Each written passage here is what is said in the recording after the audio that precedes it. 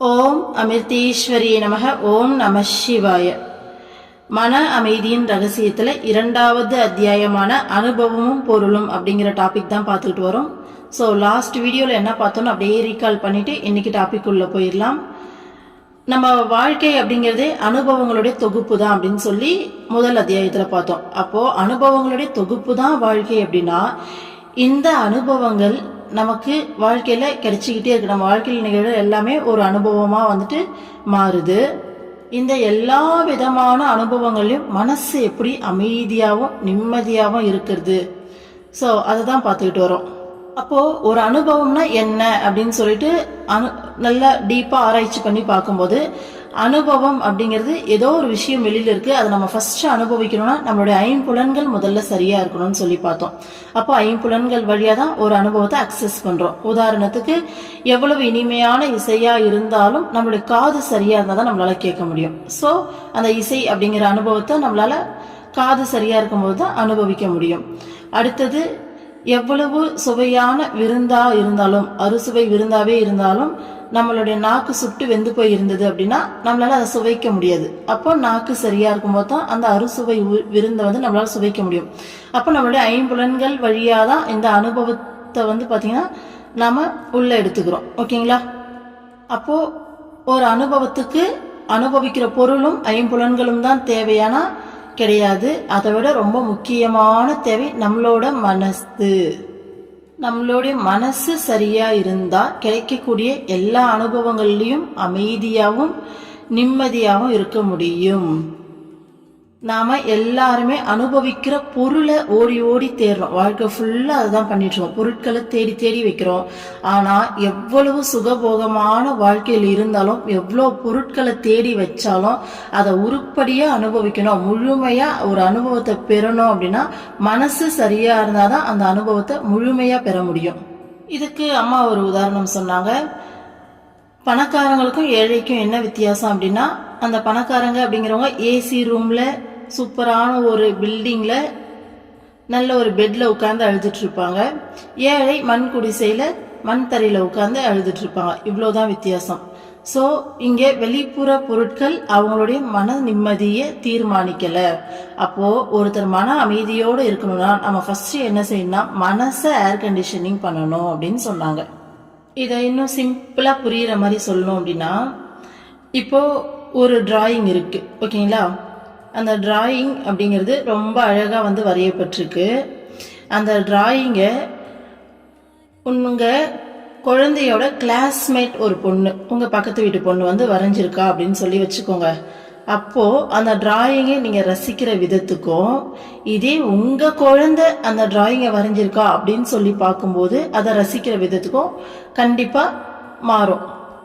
அதே டிராயிங்கை பக்கத்து வீட்டு பொண்ணு வரைஞ்சா அப்படின்னு சொல்லி பார்க்கும்போது, ஓ அப்படியா, நல்லா இருக்கியா, சூப்பரா பண்ணிருக்காளே அப்படின்னு தான் தோணும். இதே நம்ம குழந்தை அதை வரைஞ்சிருக்கா அப்படின்னு சொல்லும் போது நமக்கு அப்படியே ஒரே சந்தோஷம் வரும்.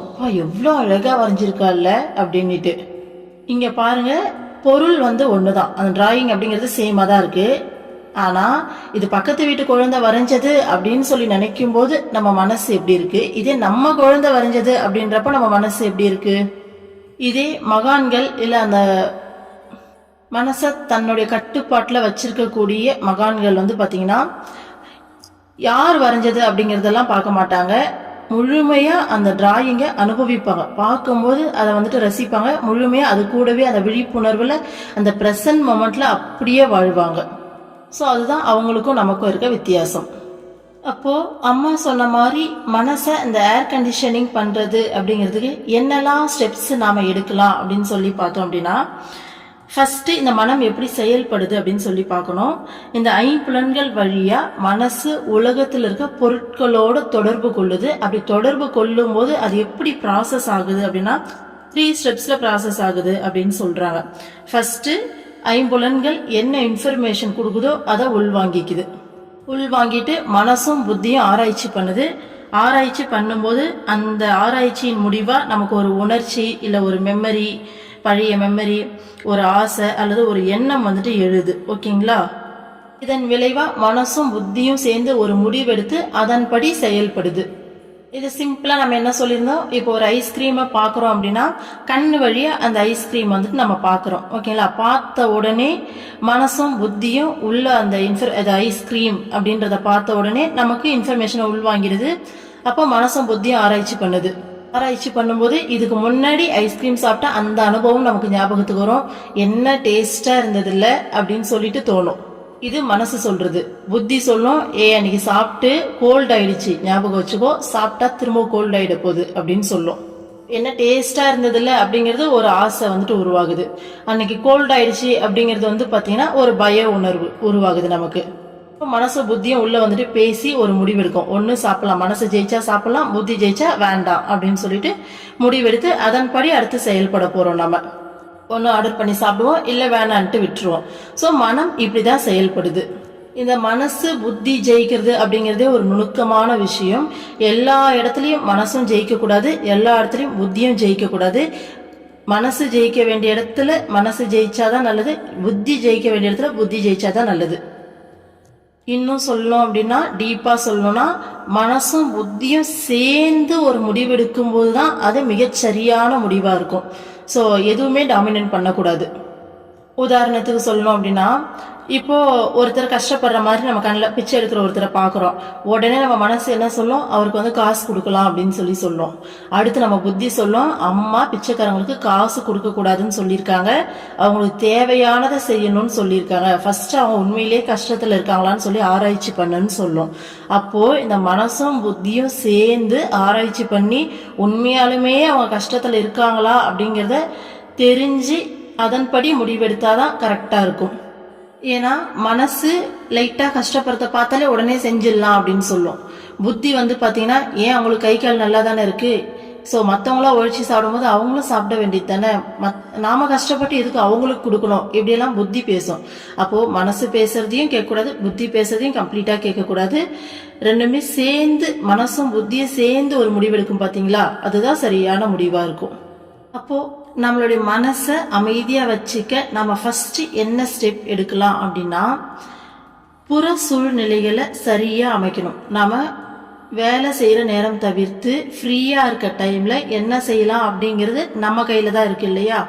ஸோ அந்த டைமிங்கை நமக்கு பிடிச்ச மாதிரி நம்ம என்ன மாதிரியான மனநிலையில இருக்க விரும்புகிறோமோ அதுக்கேற்ற மாதிரியான சூழ்நிலைகளை நாம ஆட்படுத்திக்கணும். உதாரணத்துக்கு ஃப்ரீ டைம்ல என்ன பண்ணலாம், புக்ஸ் படிக்கலாம், ஃப்ரெண்ட்ஸ் கூட பேசலாம், இல்லை மூவிஸ் பார்க்கலாம், இல்லை எங்கேயாச்சும் வெளியில் வந்துட்டு பார்க்கு பீச்சுன்னு சொல்லி போகலாம். இந்த மாதிரி பல்வேறு விதமான செயல்களில் நம்மளால ஈடுபட முடியும். இந்த இடத்துல முடிவு அப்படிங்கிறது நம்ம கையில தான் இருக்கு இல்லையா. அப்போ அந்த ஃப்ரீ டைமை ஃபர்ஸ்ட் நம்ம மனசு எப்படி இருக்கணும்னு நினைக்கிறோமோ அதுக்கேற்ற மாதிரியான வேலைகளில் செயல்களில் நாம ஈடுபடுத்தணும். உதாரணத்துக்கு நம்ம ஒரு ஹாரர் மூவி பார்க்கணும்னு சொல்லி முடிவெடுக்கிறோம்னு வச்சுக்கோங்களேன். ஸோ அந்த நேரம் ஃபுல்லாக நம்ம மனசு வந்து பார்த்தீங்கன்னா பயத்திலையும் பதற்றத்திலையும் இருக்க போது அது முடிஞ்ச பிறகும் நம்ம மனசில் அதனுடைய தாக்கம் அப்படியே இருக்கும். அப்போ நம்ம மனநிலையே பயம் பதற்றம் அப்படிங்கிற மனநிலையில நம்ம வைக்கிறதுக்கு முடிவெடுத்திருக்கோம் அப்படின்னு சொல்லி அர்த்தம். அப்போ சாதாரணமாக நம்ம செய்யக்கூடிய செயல்கள் நம்மளுடைய மனநிலையை பாதிக்குது அப்படிங்கிறத புரிஞ்சுக்கிட்டு கவனமாக தேர்ந்தெடுக்கணும். இதுக்கு தான் நம்ம ஸ்பிரிச்சுவல் ப்ராக்டிஸ் எல்லாம் சொல்லியிருந்தோம். நமக்கு பிடிச்ச ஏதோ ஒரு ப்ராக்டிஸ் எடுத்து நம்ம ஃப்ரீ டைம்ல செய்யலாம். அப்போ வெளிப்புற சூழ்நிலைகளை தேர்ந்தெடுக்கிறது அப்படிங்கிறது ஃபர்ஸ்ட். நம்ம ஃப்ரீ டைம்ல என்ன செய்ய போறோம் அப்படிங்கிற இதை ஃபர்ஸ்ட் சூஸ் பண்ணணும். செகண்ட் ஒன்று என்ன சொன்னாங்களா, நம்ம சூஸ் பண்ணாலும் நம்ம மனசு அது கூட பொருந்தி இருக்காது. உதாரணத்துக்கு ஒரு கோவிலுக்கே போனா கூட அங்க தகாத எண்ணங்கள் நமக்கு உருவாகலாம். அப்போ கோவிலுக்கு போனோம், மன அமைதியை நம்ம சூஸ் பண்ணோம், மன அமைதிக்காக ஒரு வெளிப்புற சூழ்நிலையை கோவிலுக்கு போனோம்னு சொல்லி நம்ம முடிவு பண்ணிட்டோம். பண்ணாலும் நம்ம மனசு வந்து பாத்தீங்கன்னா தகாத எண்ணங்களை வெளிவிட்டு இருக்கோம். அப்போ நம்ம மனசை அந்த சூழ்நிலையோட பொருத்தணும். அதுதான் செகண்ட் திங். ஓகேங்களா. அப்போ பொருத்தணும் அப்படின்னா அதுக்கு தான் அம்மா சொன்னாங்க, பிரம்மச்சாரிங்க 2 பேட்சா பிரிச்சு அம்மா டூர் கூட்டிட்டு போனாங்க. ஃபர்ஸ்ட் பேட்ச் ரிட்டர்ன் ஆகும்போது செகண்ட் பேட்ச் அம்மா கிட்ட வந்தாங்க. 2 பேட்ச்ல இருந்துமே ஒரு பிரம்மச்சாரி என்ன பண்ணாங்க, ஃபர்ஸ்ட் பேட்ச்ல இருந்தவர் செகண்ட் பேட்ச்ல தன்னால இருக்க முடியலையேன்னு சொல்லி அழுதுகிட்டு இருந்தாரு. செகண்ட் பேட்ச்ல இருந்தவர் ஃபர்ஸ்ட் பேட்ச்ல தன்னால இருக்க முடியலையேன்னு சொல்லி அழுதுகிட்டு இருந்தாரு. அப்போ 2 பேருமே ப்ரெசன்ட் மூமெண்ட் வந்து என்ஜாய் பண்ணல. அதே டீம்ல பல பேர் அம்மா கூட நல்லா என்ஜாய் பண்ணி போகும்போது நல்ல மெமரிஸை கொண்டு போனாங்க. அப்போ அவங்களுக்கு புற சூழ்நிலையான அம்மா கூட இருக்கிற வாய்ப்பு கிடைச்சது. ஆனாலும் அதை வந்து அதோட அவங்களுடைய மனசு பொருந்தாம இருந்ததால அவங்க வந்து பார்த்தீங்கன்னா மன உளைச்சல்லையும் மன கஷ்டத்துலையும் தான் இருந்தாங்க. இதே மற்ற பிரம்மச்சாரிங்க எல்லாருமே அம்மா கூட அந்த சூழ்நிலையோட மனசை பொருத்திக்கிட்டு இருக்கிற நேரத்தை அம்மா கூட என்ஜாய் பண்ணாங்க. இப்போ செகண்ட் பேட்ச்ல வந்தவர் அம்மாவை நெக்ஸ்ட் பேட்ச்ல நம்ம போக போறோம்னு சொல்லி அந்த டைம் என்ஜாய் பண்ணிடலாம். ஸோ ஃபர்ஸ்ட் பேட்ச்ல வந்தவர் போன வாரம் அம்மா கூட எப்படியெல்லாம் இருந்தோம்ல அப்படின்னு சொல்லி நினைச்சு அந்த ஒரு எக்ஸ்ட்ரா இருந்த ஒரு வாரத்தை அவர் என்ஜாய் பண்ணிடலாம். ஸோ மனசை அந்த சூழ்நிலையோட பாசிட்டிவான விதத்தில் நம்ம பொருத்திக்கணும். ஓகேங்களா, அதுதான் செகண்ட் ஒன். இப்போ மூணாவதா ஒரு சுச்சுவேஷன் சொல்றாங்க பாருங்க. புற சூழ்நிலை மீது எப்போதும் நாம் நமது கட்டுப்பாட்டை செலுத்த முடியாது. நம்மிடம் இருக்கும் மோசமானவைகளை வெளிப்படுத்தும் துன்பமயமான சூழ்நிலைகளையும் சம்பவங்களையும் எதிர்கொள்வதை நம்மால் தவிர்க்க இயலாது. அந்த மாதிரியான சந்தர்ப்பங்களில் நம்முள்ளே பொருந்தாத பிரதிகூலமான எண்ணம் உருவானாலும் அது வெளிப்படாமல் கட்டுப்படுத்தி நமது சொல்லாலும் செயலாலும் நமக்கோ பிறருக்கோ கேடு விளையாமல் கவனமாக இருக்க வேண்டும். ஸோ ஃப்ரீ டைமில் நம்மளால் புற சூழ்நிலையை சூஸ் பண்ண முடியும். அப்படிங்கிற டைமில் அந்த புற சூழ்நிலை அப்படிங்கிறத நம்ம சூஸ் பண்ணிடணும். நம்ம என்ன வேலை செய்ய போகிறோம், இல்லை என்ன மாதிரியான விஷயத்தில் ஈடுபட போகிறோம்னு சொல்லிட்டு அடுத்து அதோட மனசை பொருத்தி நம்ம வந்துட்டு மனசை அமைதியாகவும் இணக்கமாகவும் வச்சுக்கலாம். ஆனால் ஒரு சில நேரங்களில் நம்மளால் வெளியில் இருக்க சுச்சுவேஷன் மேலே நம்மளோட கட்டுப்பாடு இருக்காது. ஓகேங்களா, இதுவும் ஒரு சில டைம்ல ரொம்ப சவாலான சூழ்நிலையா இருக்கும். அப்ப நமக்குள்ள இருக்க எதிர்மறையான விஷயங்கள் எல்லாம் வெளியில வர மாதிரியான அதை தூண்டக்கூடிய விதமான சூழ்நிலைகளும் அமையலாம். அந்த மாதிரியான சூழ்நிலைகளிலும் கூட நம்ம என்ன பண்ணணும், நமக்குள்ள தகாத எண்ணங்கள் உருவானாலும் அந்த எண்ணம் சொல்லாவோ செயலாவோ அடுத்த ஸ்டெப்புக்கு போக விடாம நம்மளே கண்ட்ரோல் பண்ணி நமக்கும் மற்றவங்களுக்கும் கஷ்டம் ஏற்படாம நாம பார்த்துக்கணும் அப்படின்னு சொல்றாங்க. சிம்பிளா ஒரு எக்ஸாம்பிள் பார்க்கலாமா?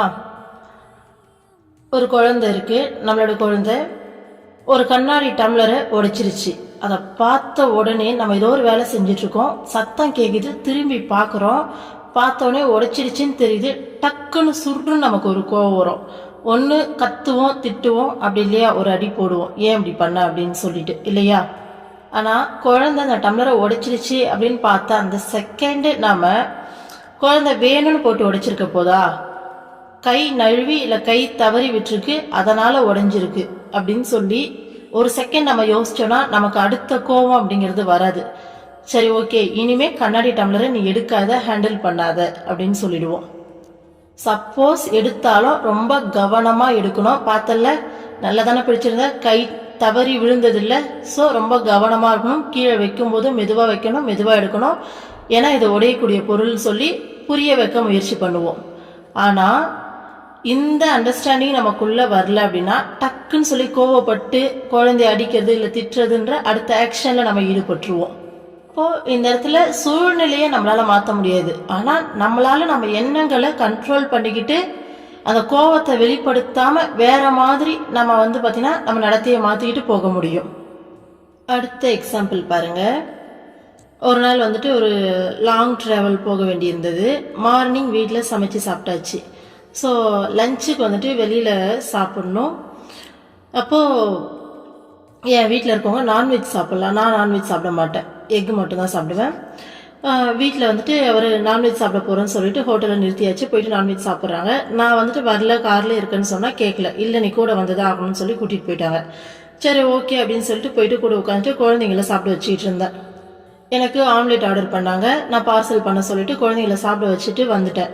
வந்த பிறகு பார்த்தீங்கன்னா மார்னிங் எடுத்துகிட்டு போன சாப்பாடு, மார்னிங் நான் வீட்டில் செஞ்சேன் இல்லையா, அதில் கொஞ்சம் சாப்பாடு மீந்துருச்சு, ஃபுல்லாக காலியாகலை. அப்போ அதை நான் வந்துட்டு அப்படியே கலந்து, அன்றைக்கி ரைஸ் தான் செஞ்சுருந்தேன் மார்னிங்கில், கலந்து ஒரு பாக்ஸில் போட்டு அப்படியே எடுத்துக்கிட்டேன். அப்போது பார்சல் பண்ண சொன்ன ஆம்லேட்டை வச்சு அப்படியே சாப்பிட்டுக்கிட்டேன். இப்போ இதே விஷயத்துக்கு அம்மா கிட்ட வரதுக்கு முன்னாடி பார்த்தீங்கன்னா நான் சண்டை போட்டிருக்கேன். என்னன்னா, இப்போ உங்களுக்கு பிடிச்ச எல்லா நான்வெஜ் ஐட்டத்தையும் வாங்கி வச்சு நீங்கள் சாப்பிட்டீங்க இல்லையா, அப்போ எனக்கும் வெஜிடேரியனில் எனக்கு பிடிச்சது தான் நான் வாங்கி சாப்பிடுவேன், எனக்கு ஒரு ரெஸ்டாரண்ட்டில் நிறுத்துங்க, நான் அதை வாங்கி அதை தான் நான் சாப்பிடுவேன்னு சொல்லிட்டு நான் நிற்பேன். ஆனால் இப்போ அம்மா கிட்ட இருக்கிறதால இது ஒரு விஷயமாவே தெரியல. ஓகே சாப்பிட்டீங்களா, ஃபைன், அவ்வளோதான். ஏன்னா அம்மா வந்துட்டு எனக்கு வீட்டு சாப்பாடு சாப்பிட சொல்லி தான் வீட்டிலேருந்தே பார்சல் பண்ணி எடுத்துகிட்டு வந்தா போல இருக்குது அப்படின்னு நினச்சிக்கிட்டு நான் சாப்பிட்டு மூவ் ஆன் ஆயிடுறேன். இப்போ புற சூழ்நிலை அப்படிங்கிறது ஒன்று தான். ஸோ அவங்க நான்வெஜ் சாப்பிட்டுடுறாங்க. எனக்கு வந்து வெஜிடேரியன் சாப்பாடு இல்லை, கிடைக்கல. வெளியில் வந்திருக்கோம். மேக்ஸிமம் வெளில போனாலே வெளில சாப்பிட்லான்னு சொல்லி நினைப்போம் இல்லையா? ஆனால் அம்மா கிட்ட வரதுக்கு முன்னாடி நான் எப்படி ரியாக்ட் பண்ணேன், அதுக்காக வேண்டி சண்டை போடுவேன் மீன்ஸ் கேட்பேன். இல்லை எனக்கும் நல்ல வெஜிடேரியன் ஹோட்டலில் எனக்கு வேண்டிய சாப்பாடை நீங்கள் வாங்கி கொடுக்கணும், நீங்கள் சாப்பிட்டீங்கல்ல அப்போ எனக்கும் வேணும்னு கேட்பேன். ஆனால் இப்போ வந்து பார்த்தீங்கன்னா எந்த ஒரு ரியாக்ஷனுமே இல்லை, அது மேலே எந்த ஒரு ஆர்வமும் இல்லை. அம்மா இதுக்கு தான் நீ வீட்டிலேருந்தே சாப்பாடு கரெக்டாக எனக்கு மட்டும் நீ எடுத்துகிட்டு வந்தியா, ஓகே அப்படின்ட்டு இருக்கிறத அப்படியே சாப்பிட்டு நம்ம வந்துட்டு அடுத்து மூவ் ஆன் ஆயிடுறோம். ஸோ இதுதான் புற சூழ்நிலைகள் எதுவாக இருந்தாலும் நம்ம மனசை நம்ம மாற்றிக்கும் போது, நம்ம மனசை நம்ம கண்ட்ரோலில் வச்சுக்கும் போது, நமக்குள்ளே வர அந்த உணர்வுகளை நம்ம கண்ட்ரோலில் கொண்டு வரும்போது எல்லா இடத்துலையுமே அமைதியாக நிம்மதியாக நம்மளால் போயிட்டே இருக்க முடியும். அடுத்த எக்ஸாம்பிள் பார்க்கலாமா? இப்போது நிறைய பேர் வீட்டில் நாம் இந்த விஷயத்த ஃபேஸ் பண்ணியிருப்போம். அம்மா கிட்ட போகிறதுக்கு வந்து பார்த்திங்கன்னா வீட்டில் திட்டுவாங்க, இல்லை விட மாட்டாங்க, இல்லை போக வேண்டான்னு சொல்லுவாங்க. இந்த மாதிரியான சுச்சுவேஷன் எல்லாருமே ஃபேஸ் பண்ணியிருப்போம். அப்போது அவங்க எடுத்தோடனே என்ன பண்ணுவாங்கன்னா ஒரு கோவத்தில் அந்த உணர்ச்சி வசப்பட்டு இருப்பாங்க. நீ எப்போ பார்த்தாலும் ஆசிரமம் சுற்றிட்டு இருக்க, சாமி கடவுள்னு சொன்னேன் சாமியார் ஆக போறியா, இப்படியா அப்படியான்னு சொல்லிட்டு வார்த்தைகள் வந்து பார்த்தீங்கன்னா நம்ம மேலே கொஞ்சம் கடுமையாக வந்து வரும். அப்போது டக்குன்னு அடுத்த செகண்ட் நம்ம மனசு என்ன பண்ணணும்னா ஒரு கோபம் வரும், பதிலுக்கு திரும்ப போய் பேசணும் அப்படின்ட்டு.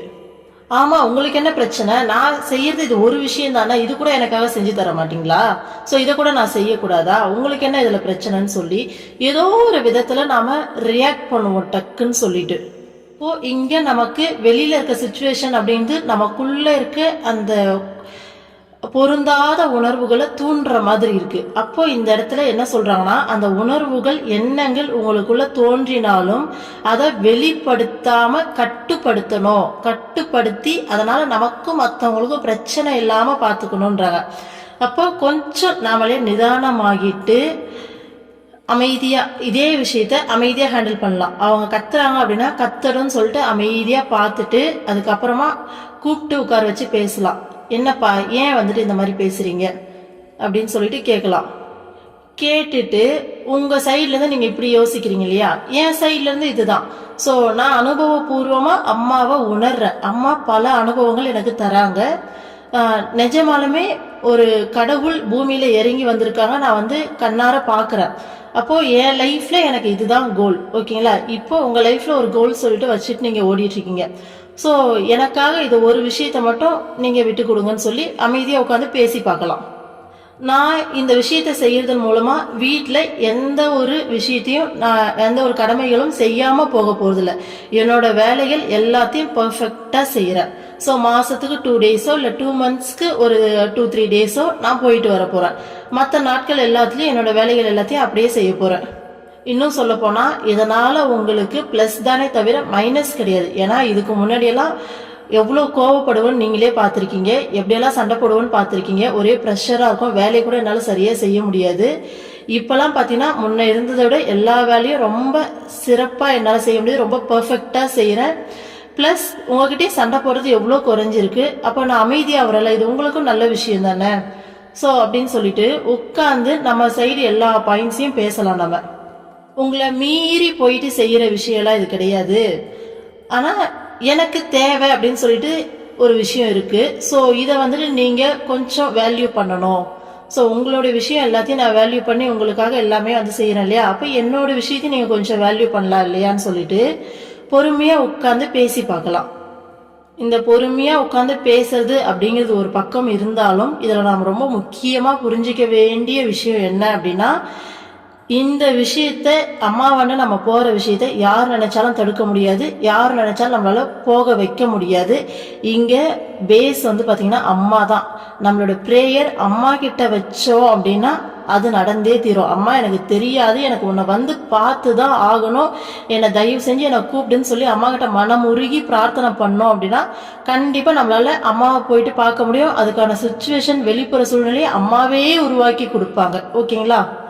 இந்த விஷயம் நமக்கு தெரிஞ்சாலும் நம்மளுடைய மேல் மனசு என்ன பண்ணா வீட்டில் பேசும்போது பதிலுக்கு போயிட்டு பேசும், தேவையில்லாம சண்டை போடும், இல்லை தேவையில்லாம கஷ்டப்படும், ஐயோ என்னை விட மாட்டேன்றாங்களே அப்படின்னு சொல்லிட்டு அழுவோம். ஆனால் கொஞ்சம் அமைதியாகி யோசிச்சு பார்த்தோம்னா அம்மாவால முடியாது இங்க எதுவுமே கிடையாது இல்லையா? ஏன்னா யார் ஒருத்தர் வீட்லயுமே ஃபர்ஸ்ட் ஆசிரமத்துக்கு போக ஆரம்பிக்கும் போது போயிட்டு வரலாம் சொல்லவே மாட்டாங்க. எல்லா வீட்லயும் எல்லா பேரியர்ஸும் இருக்கும். எல்லா பிரச்சனைகளையும் தாண்டி தான் இன்னைக்கு எல்லாரும் ஆசிரமத்துக்கு வந்து போயிட்டு இருக்கோம்.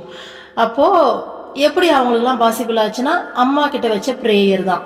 ஸோ அப்போ நம்மளுடைய மேல் மனசுக்கு காது கொடுத்து கேட்காம நம்மளுடைய அந்த உள் மனசு, அமைதியான மனசுக்கு நல்லாவே தெரியும் அம்மா கிட்ட பிரேயர் வச்சா இந்த விஷயம் வந்துட்டு சாத்தியம்னு சொல்லிட்டு. அப்போ சுத்தி இருக்க அந்த சூழ்நிலைகள் மேல கவனத்தை செலுத்தாம போயிட்டு ரியாக்ட் பண்ணிட்டு இல்லாம அம்மா கிட்ட ஒவ்வொரு டைமும் நமக்கு அந்த எண்ணம் தோணும் போதுதான் நம்ம மனசு அமைதியாக்கி அம்மா கிட்ட பிரேயர் வச்சுக்கிட்டே இருந்தோம்னா நமக்கு தேவையான விஷயத்த அம்மா பண்ணி தருவாங்க. ஓகேங்களா? ஸோ இதுதான் வெளிப்புற சூழ்நிலைகள் வந்து நம்மளுடைய தகாத உணர்வுகளை தூண்டுற மாதிரி இருந்தாலும் நாம அந்த விஷயத்துக்கு ரியாக்ட் பண்ணாம எண்ணங்களை கட்டுப்படுத்தணும். கட்டுப்படுத்தும் போது நமக்கும் பிரச்சனை இல்லாம இருக்கும், நம்மளை சுத்தி இருக்கவங்களுக்கும் அதனால எந்த பிரச்சனையும் இல்லாம இருக்கும். ஸோ வீட்டில் வரக்கூடிய பிரச்சனைகளும் தவிர்க்கப்படும். ஓகேங்களா? ஸோ அடுத்தது இதுக்கு அம்மா எக்ஸாம்பிள் சொல்றாங்க பாருங்க. அம்மா ஒரு கதை சொல்வார். 2 சகோதரர்கள் இருந்தார்கள். உடன் பிறந்தவர்கள் என்பதை தவிர அவர்களிடம் வேறு எந்தவித ஒற்றுமையும் இருக்கவில்லை. அவர்களது தந்தை வாழ்வில் தோல்வியுற்று போதைப் பொருளுக்கும் மதுவுக்கும் அடிமையாகி இருந்தார். ஒரு மகன் குற்றங்கள் புரிந்து சிறைக்கு செல்வதும் வருவதுமாக வாழ்நாளை கழித்து வந்தான். இதற்கு நேர்மாறாக இன்னொரு மகன் நல்ல கம்பெனி ஒன்றின் துணைத் தலைவராக இருந்தான். அவனது சமூகத்தில் தாழ்வுற்று இருந்த குழந்தைகளுக்கு கல்வி கற்பிப்பதற்கு ஒரு சங்கத்தை நிறுவி தனது ஓய்வு நேரத்தில் சேவை செய்து வந்தான். மனம் விரும்பியவளை மனம் புரிந்து ஒரு குழந்தைக்கு தந்தையானான். அவனும் அவனது மனைவியும் 2 குழந்தைகளை தத்தெடுத்து வளர்க்க முடிவு செய்தார்கள். சகோதரர்கள் இருவருக்கும் இடையில் இந்த தலைகீழ் வேறுபாட்டை கவனித்த ஒருவர் இருவரிடமும் தனித்தனியே இன்று நீ இருக்கும் நிலைக்கு உன்னை ஆளாக்கியது எது என்று கேட்டார். குற்றவாளியான சகோதரன், எனது இந்நிலைக்கு என் தந்தையே காரணம். அவர் குடிகாரர். காரணமின்றி எங்களை அடிப்பார். எங்கள் மீது அன்பையோ பரிவையோ காட்டியதே இல்லை. இதனால் எனது வாழ்க்கை இப்படியாகிவிட்டது. நானும் தந்தையை போல ஆகிவிட்டேன் என்று புலம்பினான். 2வது சகோதரனோ, என் தந்தையால் தான் இன்று நான் இந்நிலையை அடைந்துள்ளேன். வாழ்க்கையின் எல்லா துறைகளிலும் அவர் தோல்வியையே சந்தித்தார். எனது மனதிற்குள் நான் அவர் செய்த தவறுகளை செய்யாமல் முற்றிலும் மாறுபட்டவனாக இருப்பேன் என தீர்மானித்து கொண்டேன். ஒரு வகையில் என் தந்தைக்கு நன்றி கூற வேண்டும். எவ்வாறு வாழக்கூடாது என்பதை அவரது வாழ்க்கை எனக்கு காட்டி தந்தது என்றான். எப்போதும் திட்டுகிற தந்தையால் பொருந்தாத முறையில் 2 சகோதரர்களும் வளர்க்கப்பட்டனர். அவர்களது குழந்தை பருவம் சிரமம் மிகுந்ததாக இருந்தது. ஆனால் இருவரும் அதை தங்கள் வாழ்வில் பயன்படுத்திய முறை முற்றிலும் மாறுபட்டதாக இருந்தது. இப்படி பார்க்கையில் எதுவுமே மனநிலையை பொறுத்தே அமைகிறது. கதை உங்களுக்கு நல்லாவே புரிஞ்சிருக்கும். ஸோ குடிகார தந்தை கிட்ட 2 மகன்கள் வளர்றாங்க. ஒரு மகன் வந்து பார்த்தீங்கன்னா குற்றவாளி ஆயிடுறாரு. ஸோ நிறையா குற்றங்கள் புரிந்து ஜெயிலுக்கு போயிட்டு வராரு. இன்னொரு மகன் பார்த்தீங்கன்னா ரொம்ப பர்ஃபெக்டான ஒரு வாழ்க்கையை வாழுறாரு.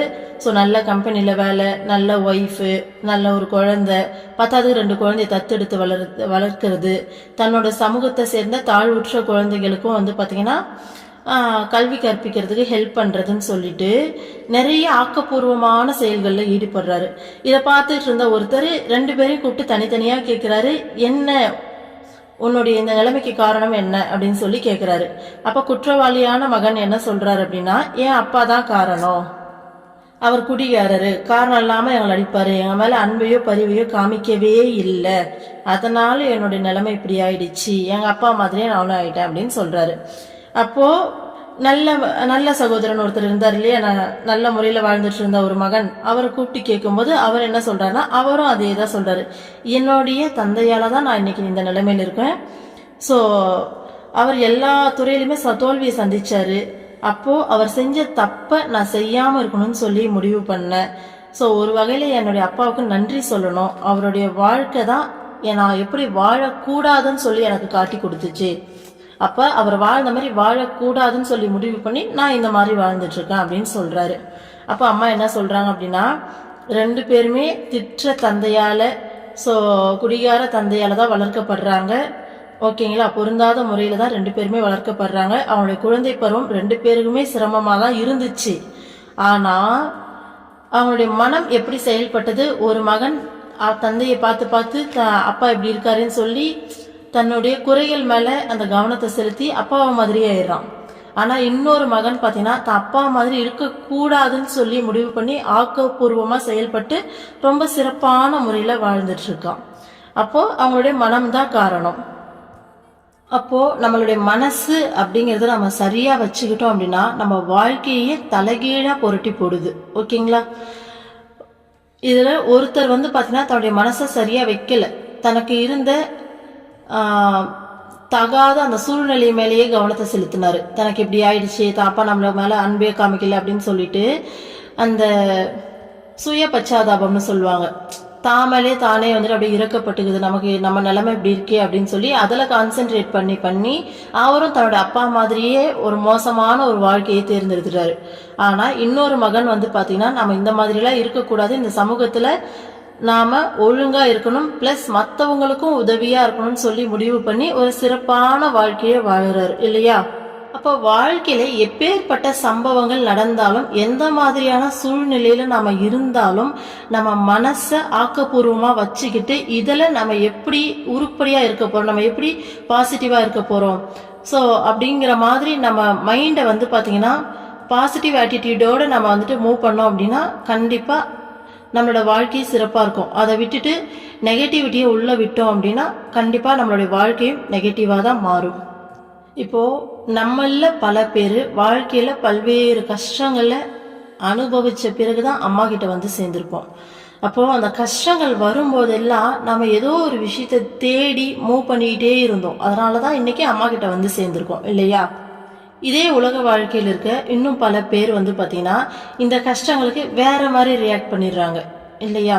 இப்போ நான் இந்த இடத்துல யாரையோ குறை சொல்லவோ இல்லை நம்மளை உயர்த்தி பேசுவோலாம் கிடையாது. இந்த மனப்போக்கு அப்படிங்கிறது எப்படி ஒரு வாழ்க்கையே மாற்றி அமைக்குது அப்படின்னு சொல்லிட்டு, உண்மையான அன்பு மனிதர்கள்கிட்ட கிடைக்காதப்ப அப்போ இறைவன்கிட்ட இந்த பியூரான அன்பு கிடைக்குது அப்படிங்கிறப்ப நம்ம அதை பிடிச்சிக்கிட்டு ஸோ இதை தான் இவ்வளோ நாளாக தேடிக்கிட்டு இருந்தேன்னு சொல்லி நாம் வாழ ஆரம்பிச்சிடும். ஸோ சரியான ஒரு வாழ்க்கையை தேர்ந்தெடுத்து அம்மா கிட்ட அம்மா நம்மள நல்லா கைட் பண்ணி கொண்டு போகிறாங்க. இதே உலக வாழ்க்கையில் இருக்க பல பேர் இந்த அன்பு பார்த்தீங்கன்னா தான் ஹஸ்பண்ட் கிட்ட கிடைக்கலையா, அப்போ வேற ஒரு மனுஷால் கிட்ட இது கிடைக்குமான்னு சொல்லி தேட ஆரம்பிச்சிடுறாங்க. அப்போ அவங்க வாழ்க்கையே அந்த இடத்துல வீணாக போயிடுது இல்லை?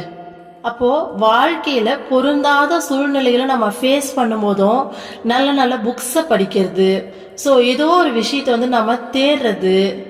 இப்போ என்னெல்லாம் எடுத்துக்கிட்டிங்கன்னா மனசுனா என்ன, உடம்புனா என்ன அப்படின்னு சொல்லி தேட ஆரம்பித்தேன். அப்போ மனசுக்குள்ளே போகும்போது அப்போ ஆன்மீகம் அப்படிங்கிற ஒரு விஷயம் வந்தது.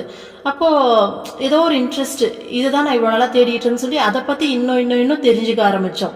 அப்போது நமக்கு வாழ்க்கையில் கஷ்டம் வரும்போது நம்மளோட மைண்டை நெகட்டிவாக தேவையில்லாத விஷயத்தில் செலுத்தாமல் உருப்படியான விஷயத்தை தேடிக்கிட்டு நம்ம அப்படியே ட்ராவல் பண்ணும்போது தான் நம்ம பார்த்தீங்கன்னா இந்த அளவுக்கு ஒரு சூப்பரான ஒரு இடத்துக்கு அம்மா மாதிரியான ஒரு சத்குரு கையில் கிடைக்கிறோம். சத்குரு நமக்கு கிடைக்கிறாங்க இல்லையா? இதே நம்ம அந்த கஷ்டங்கள் வரும்போது வழி தவறி வழி மாறி போயிருந்தோம் அப்படின்னா இன்னைக்கு நமக்கு இந்த ஒரு மிகப்பெரிய ஆப்பர்ச்சுனிட்டி நமக்கு கிடைச்சிருக்குமான்னு தெரியாது இல்லையா?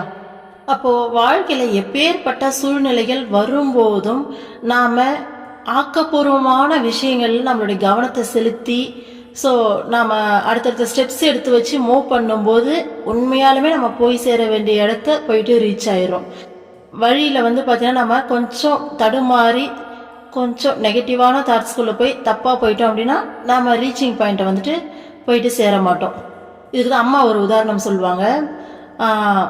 எறும்பு ஒன்று ஒரு சக்கரை குவியலை தேடி போயிட்டு இருந்ததாமா. போகிற வழியில் அங்கே இங்கே ஒரு சின்ன சின்ன சக்கரை துகள்கள் செதறி இருக்குமாமா. அந்த எறும்பு அந்த துகளை பார்த்த உடனே அங்கேயே ஸ்டாப் ஆயிடுச்சு, அதை சுவைக்க ஆரம்பிச்சிருச்சு அப்படின்னா அது அந்த சக்கரை குவியலை போயிட்டு சேராது. ஆனால் இந்த சைடில் இருக்க இந்த சர்க்கரை துகள்களை கண்டுக்காம அதை பொருட்படுத்தாமல் நேராக முன்னேறி போகும்போது சர்க்கரை குவியலை அது அடையும். இந்த மாதிரி தான் வாழ்க்கையில் நம்மளுடைய நல்ல விஷயம், கடவுள், இறைவன் அப்படிங்கிற ஒரு சக்கரை குவியல் மாதிரி இருக்காரு. ஆனா வழியில நமக்கு கஷ்டங்கள் வரும்போது, அதாவது இப்ப பசிக்குது அப்படின்னா டக்குன்னு வந்துட்டு அந்த சக்கரை துகளை வந்துட்டு அதை சுவைக்க ஆரம்பிச்சு அங்கேயே நின்றுடலாம். அப்ப நம்ம கஷ்டங்கள் வரும்போது நம்ம அந்த நேரத்துக்கு சந்தோஷத்தை கொடுக்கக்கூடிய ஒரு அல்பமான விஷயங்கள்ல சுகத்தை தேடாம நாம பாத்தீங்கன்னா நம்மளுடைய முயற்சியோட முன்னேறி போகும்போது, அந்த பசியை தாங்கி முன்னேறி போகும்போது எப்படி சக்கரை குவியல் அந்த எறும்புக்கு கிடைச்சதோ அந்த மாதிரி சின்ன சின்ன விஷயங்கள் நம்ம கவனத்தை செதற விடாம நம்ம நம்மளுடைய கோலை நோக்கி பயணப்படும் போது நமக்கு இறைவன் கிடைக்கிறாரு. ஸோ லைஃப்ல அல்பமான சின்ன சின்ன சந்தோஷங்களுக்கு இடம் கொடுக்காம நம்மளே ஆக்கப்பூர்வமா அடுத்தடுத்து தேடுதலுக்கு ஆட்படுத்தி நம்ம அப்படியே டிராவல் பண்ணும்போது உண்மையான சந்தோஷம்னா என்னன்னு சொல்லி நமக்கு கிடைக்குது. ஆனா அல்பமான சந்தோஷங்களை மனசை விடும்போது வாழ்க்கை தேவையில்லாம திசை மாறி போகுது. அதுதான். அப்போ புற சூழ்நிலைகள் எதுவாக இருந்தாலும் நம்மளுடைய மனப்போக்க சரியா வைக்கும் போது நம்மளால பெஸ்டான ஒரு லைஃபை வாழ முடியும், மன அமைதியான ஒரு வாழ்க்கையை வாழ முடியும். அப்போ புற சூழ்நிலைகள் நம்மளுடைய தகாத உணர்வுகளை தூண்டுற மாதிரி இருந்தாலும் அந்த இடத்துல நம்மளுடைய எண்ணங்களையோ அல்லது எண்ணங்களுக்கு பாத்தீங்கன்னா சொல் வடிவமோ செயல் வடிவமோ கொடுக்காம நம்மளே கட்டுப்படுத்திக்கிட்டு கொஞ்சம் அமைதியா இருக்கும்போது அதனால நமக்கும் கஷ்டம் வராம மற்றவங்களுக்கும் கஷ்டம் வராம நம்ம பார்த்துக்க முடியும். அதே மாதிரி இந்த கதையில 2 சகோதரர்கள் இருந்தாங்க. அப்போ அதுல முதல் மகன் என்ன பண்ணாருன்னா அல்பமான சந்தோஷங்களுக்கு இடம் கொடுத்துட்டாரு. என்ன தன்னுடைய தந்தையை மாதிரி பாரு, எனக்கு அப்பா சரியில்லை, இவர் கொஞ்சம் கூட அன்பே காமிக்க மாட்டேன்றான்னு சொல்லிட்டு அந்த சுய பச்சாதாபம் அப்படின்னு சொல்லுவாங்க, தான் மேல தானே இறக்கப்பட்டுக்கிறது. நமக்கு ஏன் இப்படி இருக்கு, நமக்கு ஒரு அன்பான தந்தையே இல்லை பத்தியா, இவர் எப்ப பார்த்தாலும் அடிச்சுக்கிட்டே இருக்காருன்னு சொல்லி தன்னைத்தானே தாழ்வுபடுத்திக்கிட்டு அந்த தற்காலிகமான சந்தோஷங்கள்ல ஈடுபட்டாரு. ஸோ ஒரு பொருளை திருடினா நம்ம அந்த பொருளை வச்சு அப்போதைக்கு நம்ம செலவு பண்ணிக்க முடியும், அதை அனுபவிக்க முடியும். அடுத்தது தந்தைய மாதிரி அந்த மது பழக்கத்துக்கு அடிமையாகும் போது அப்போதைக்கு அந்த விஷயம் சந்தோஷமா இருந்தது. அப்போ தற்காலிகமான சுகத்தை அவர் தேடிட்டு அவர் வாழ்க்கையே வீணா போச்சு. ஆனா இன்னொரு மகன் தற்காலிக சுகத்துல அவர் கவனத்தை செலுத்தல, தன்னுடைய எல்லா விஷயங்களையும் ஆக்கப்பூர்வமா மாத்திக்கிட்டாரு. ஸோ நல்லா படிச்சு நல்ல ஒரு வேலைக்கு போயிட்டு மற்றவங்களுக்கும் ஹெல்ப்ஃபுல்லா இருந்து தன்னோட லைஃபையும் சிறப்பா அமைச்சுக்கிட்டாரு. ஸோ அதுதான் ஃபைனலி புற சூழ்நிலை எதுவா இருந்தாலும் நாம ஆக்கப்பூர்வமான விதத்துல சிந்திச்சு நம்மளோட லைஃபை ரொம்பவே ஆக்கப்பூர்வமா ரொம்ப பாசிட்டிவா மாத்திக்கிற வாய்ப்பு நம்ம கையில தான் இருக்கு. சூழ்நிலையை பிளேம் பண்ணிக்கிட்டு நம்ம லைஃபை நம்ம வீணாக்கிக்கலாம், அல்லது அதே சூழ்நிலையை நம்ம பாசிட்டிவா எடுத்துக்கிட்டு அதில் நாம ரொம்ப சிறப்பா வாழ்ந்தும் காமிக்கலாம். ஸோ ஆப்ஷன் நம்ம கையில தான் இருக்கு. இன்னும் லைஃப்ல எந்த மாதிரியான சூழ்நிலைகள்லாம் வரும், அந்த சூழ்நிலை இன்னும் எவ்வளவு சிறப்பா நம்மளால செயல்பட முடியும், எப்பேற்பட்ட கஷ்டமான சூழ்நிலையா இருந்தாலும் நம்மளால எவ்வளவு சிறப்பா நம்மளால செயல்பட முடியும் அப்படிங்கிற மாதிரியான இன்னும் நிறைய எக்ஸாம்பிள்ஸ் பின்னாடி வருது. ஸோ அதை அடுத்த வீடியோல பார்க்கலாம். ஓம் அமிர்தீஸ்வரி நமக. ஓம் நம சிவாய. சர்வம் கிருஷ்ணார்ப்பணம்.